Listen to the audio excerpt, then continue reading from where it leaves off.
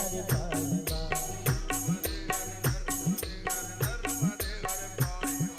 नर्मदे हरि नर्मदे हरि नर्मदे हरि भाई बा।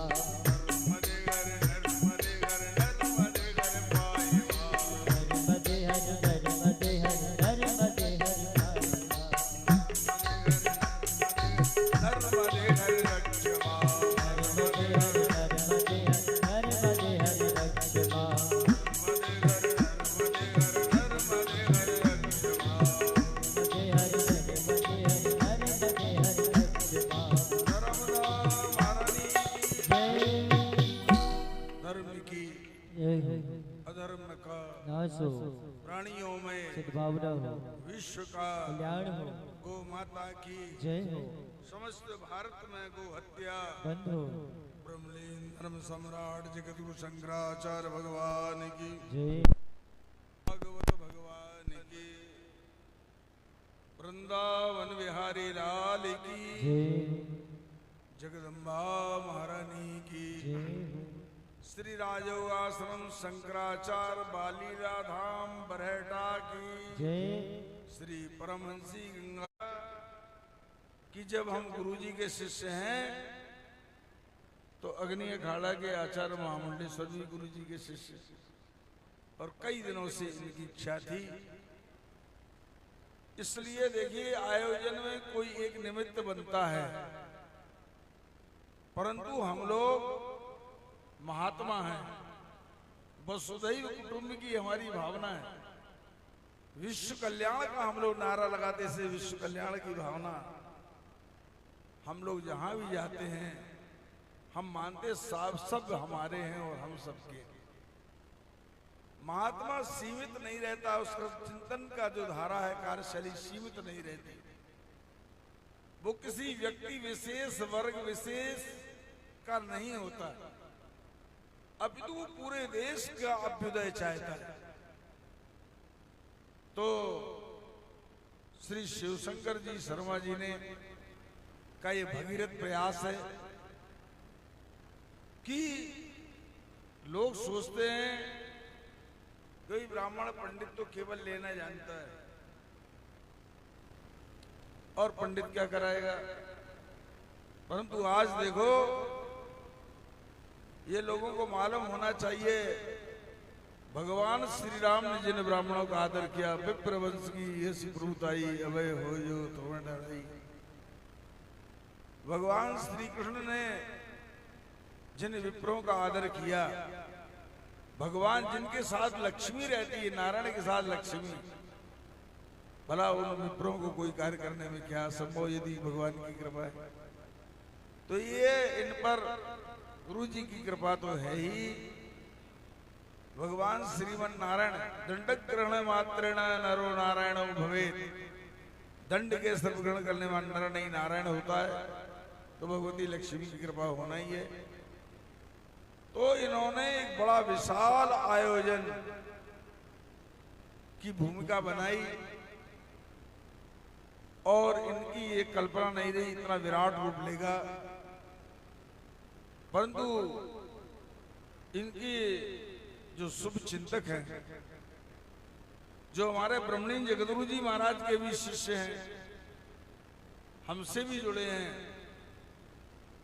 इस क्षेत्र के पूर्व विधायक विधानसभा अध्यक्ष एनपी प्रजापति जी, वर्तमान विधायक महेंद्र नागेश जी और आपके पंकज चौकसे जी, शक्ति राजपूत जी और पार्षद महोदय अग्रवाल जी, सतीश अग्रवाल जिनकी श्रीमती यहाँ की पार्षद हैं,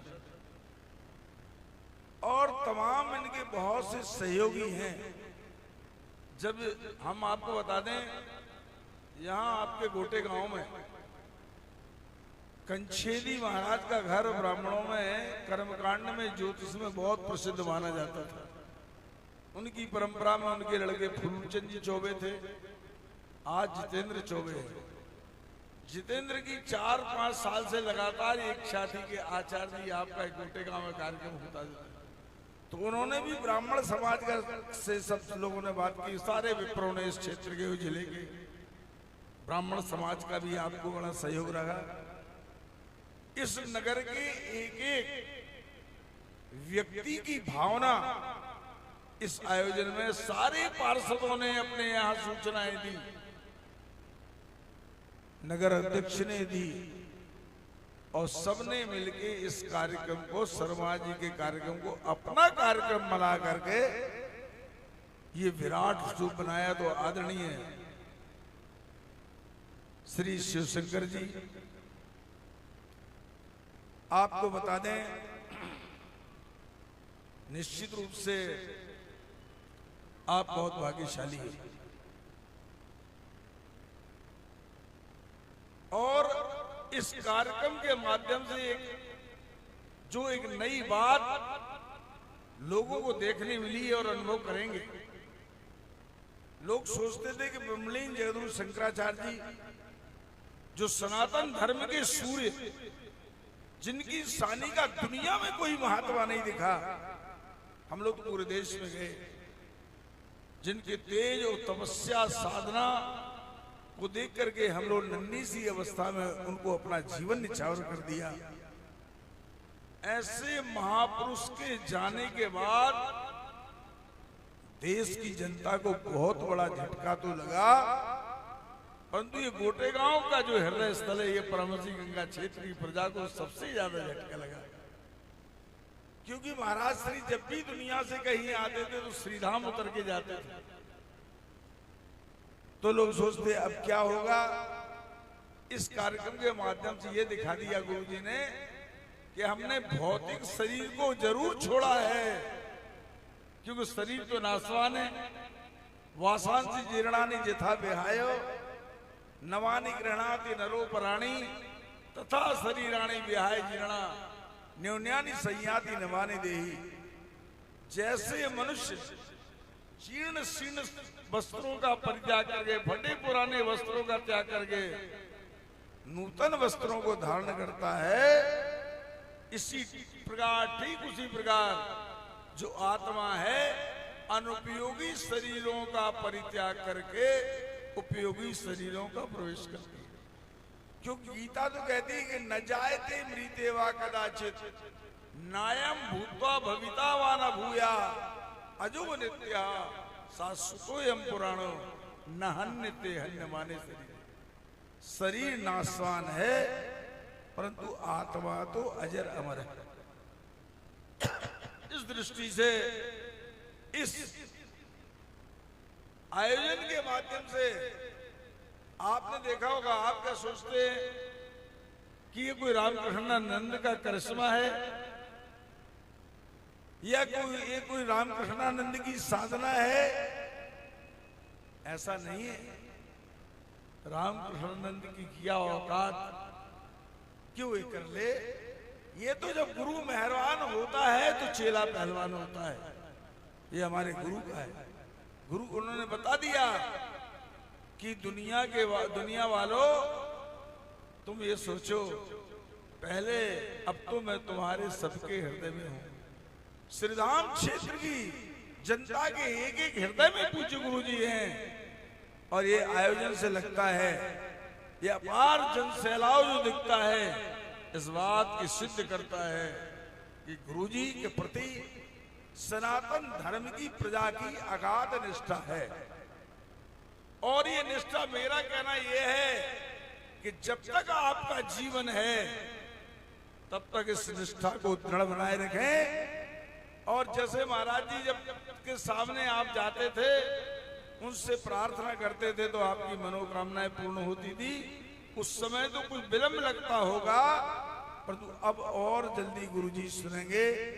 इसलिए इस बार जब भगवती का पाटोत्सव था और गुरुजी की मूर्ति का जब लोगों ने निर्वाण दिवस बनाया और स्थापना की, तो हमने कहा कि गुरुजी का निर्वाण दिवस नहीं, हम लोग अवतरण दिवस मानेंगे।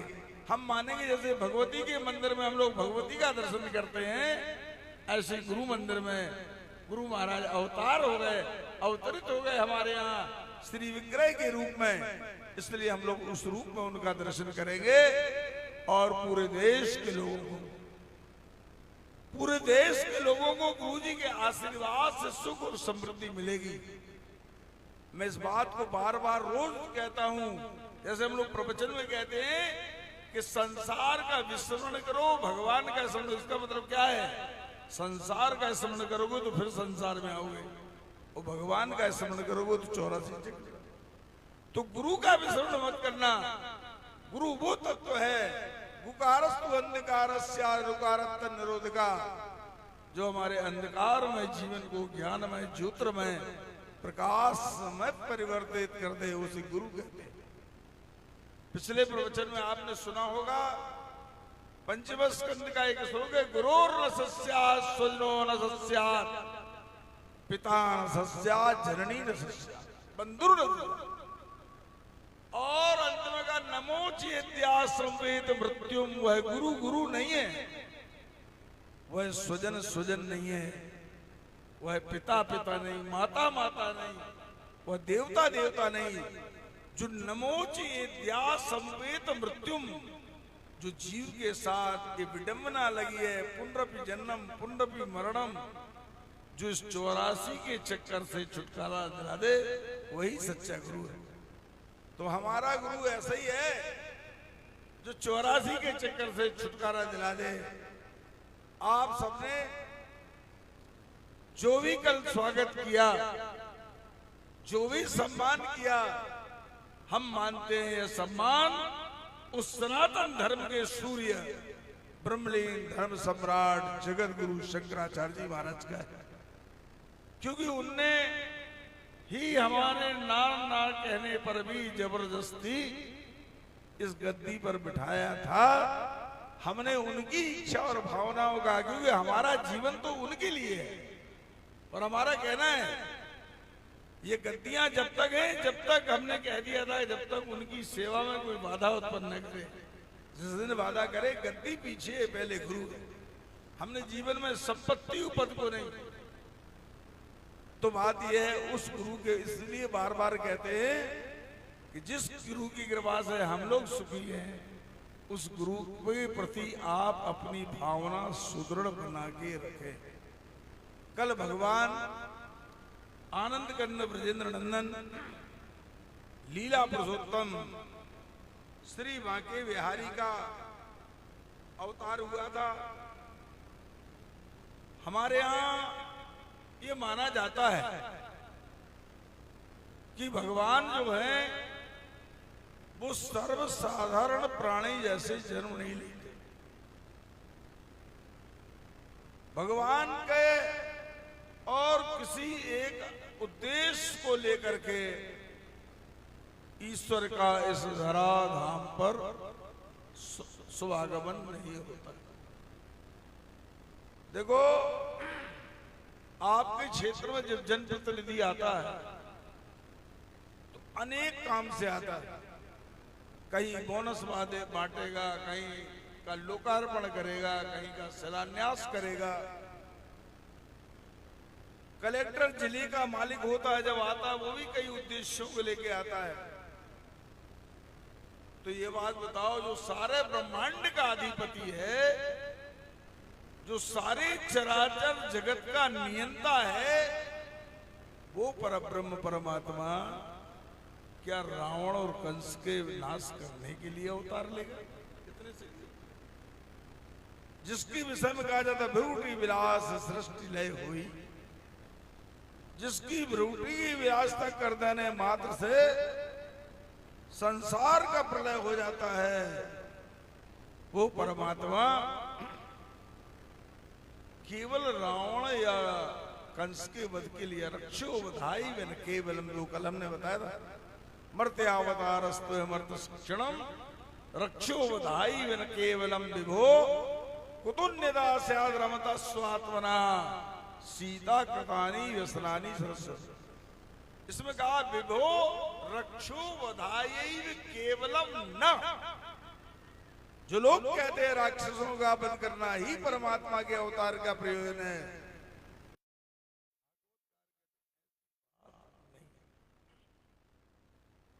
भागवतकार तो कहते हैं अनुग्रहाय भूतानां मानुषम देहमास्थिता भजते तादृशी क्रीड़ा या श्रुत्वा तत्परो भवेत्।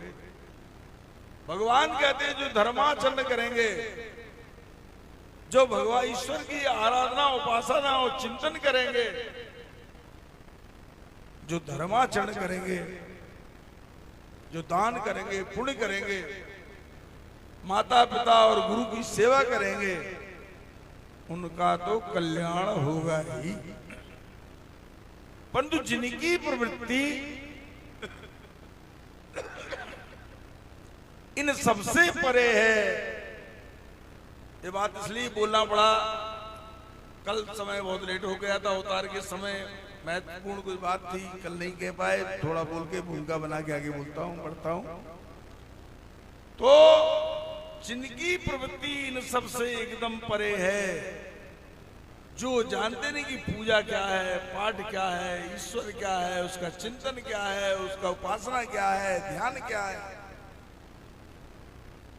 जो पंच भौतिक तत्वों से बने हुए हैं, इन सबसे परे जो प्राणी हैं, उन सबका कल्याण करने के लिए भगवान अवतार लेते हैं। अनुग्रहाय भूतानां मानुषम देहमास्थिता भजते तादृशी क्रीड़ा, यह श्रुत्वा। भूतानां से तात्पर्य है पंच भौतिक तत्वों से बने हुए जितने भी चर और अचर प्राणी हैं, उनका कल्याण करने के लिए भगवान अवतार लेते हैं। पीछे नहीं जाना चाहिए, परंतु इस बात को इसलिए बता रहा हूं कि पंच भौतिक तत्वों से बने, आप कहेंगे महाराज ये जो अन्य जो लोग हैं, अन्य प्राणी, उनका कैसे होगा? इसमें कहते हैं कथा आती है, बाल लीला कथा सुनाने के पहले इस प्रसंग को बता दूं कि भगवान श्री राम, भगवान जब साकेत जाने लगे तो बहुत से लोग भगवान के साथ साकेत के लिए तैयार हो गए, मगर कुछ ऋषिगण थे, मुनिगण थे, वो कुछ रह गए, उनके लिए कोई स्थान अवशिष्ट बचा नहीं। उन्होंने भगवान से प्रार्थना की, उन्होंने कहा प्रभु हमारा उद्देश्य ये है, चाहे हम जिस रूप में रहें, परंतु हमें आपकी सन्निधि चाहिए। कई लोगों को देखा होगा जो बड़े लोगों के पास रहते, हम तो आपके पास ही रहेंगे, हम तो आपके पास ही रहेंगे, इसलिए रहेंगे, फोटो उतरेगी तो लोग जानेंगे। परंतु ये ऐसे नहीं थे ऋषिगण मुनिगण, ये तो कहते थे कि आप जैसा कहें, जिस रूप में चाहें हम उस रूप में रहेंगे, कोई स्थान तो बचा नहीं। तो ये जो साकेत के ऋषि थे, ये कोई पेड़ बन गया, वृक्ष, कोई पक्षी बन गया, कोई लता बन गया, कोई तरु बन गया, कोई पत्ते बन गया। इन ऋषि स्वरूप वृक्षों ने, इन ऋषि स्वरूप लताओं ने भगवान परब्रह्म परमात्मा से मिलने की इच्छा जाहिर की।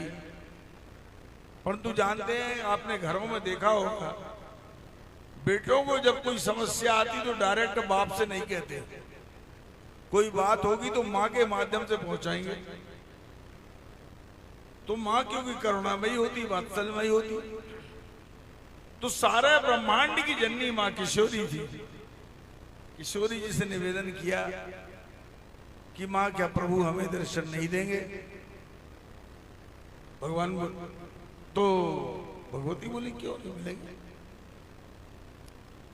भगवान से कहा प्रभु ये भी तो आपके बालक हैं, इनको आप दर्शन दीजिए।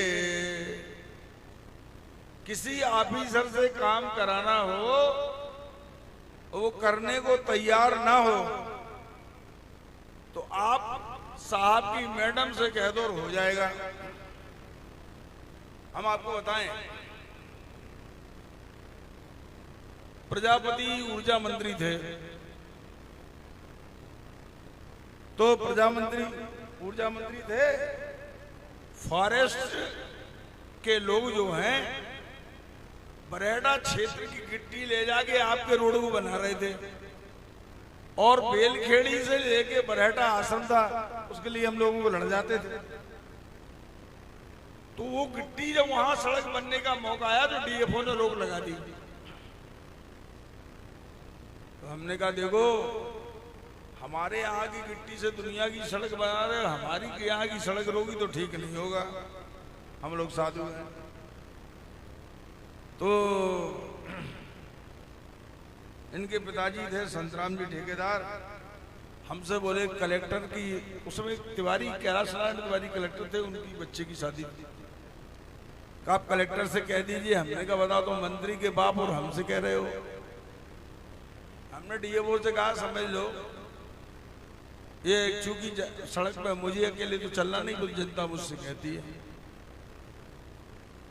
तो इतने में डीएफओ की पत्नी ने सुन लिया, महाराज जी बात क्या है। हमने तुम्हारे पति को समझाओ कि हमारे यहाँ की गिट्टी ले जा करके तो पूरी सड़कें बना दी, और जब इस क्षेत्र का मामला है तो मना कर रहे। कहने लगी महाराज आपकी सड़क बनेगी। उन्होंने कहा डीएफओ से, महाराज अपने लिए कह रहे हैं क्या, ये क्यों ऐसा भेदभाव करते हो कि दुनिया में उस क्षेत्र की गिट्टी ले जाकर सड़क बनाते नहीं। तो कहने लगे महाराज जी बनाएंगे। हमने कहा धन्यवाद, तुम्हें नहीं देंगे, मैडम को देंगे। हमने धन्यवाद। उदाहरण का मतलब यह है कि यदि उस समय घुटना भर दो हाथ के गड्ढे थे रीछा से लेकर के बरेड़ा तक, चलने में लोगों को दिक्कत थी, अब लोग हमें ही से कहते थे। तो हमने कहा ठीक है। तो कहने का अभिप्राय यह है कि यदि किसी अधिकारी काम न करता हो तो साहब न करे तो मैडम कर देते हैं, अधिकारी से कहने में डरते ही हैं। तो इन ऋषि स्वरूप वृक्षों ने सोचा कि भगवान से ना कह के पहले जगदम्बा से कहें, और माता जी कह देंगी तो भगवान को सुनना ही पड़ेगा। तो उन्होंने कहा कि हे माता क्या प्रभु हमें दर्शन नहीं देंगे। उन्होंने कहा बेटा मैं तुम्हारी सिफारिश करूंगी। इन ऋषि स्वरूप वृक्षों से ने की सिफारिश जगदम्बा किशोरी ने भगवान श्री राम से कहा। भगवान बोले अगर दर्शन दिलाना चाहती हो तुम, हम अकेले ही, तुम्हें भी इस भूमिका में कुछ अपनी भूमिका अदा करना पड़ेगा, इस काम में तुम्हें भी सहयोग देना पड़ेगा। कहा महाराज क्या दे दें। आप जानते हैं माताएं अपने बेटों को सुखी देखना चाहती हैं।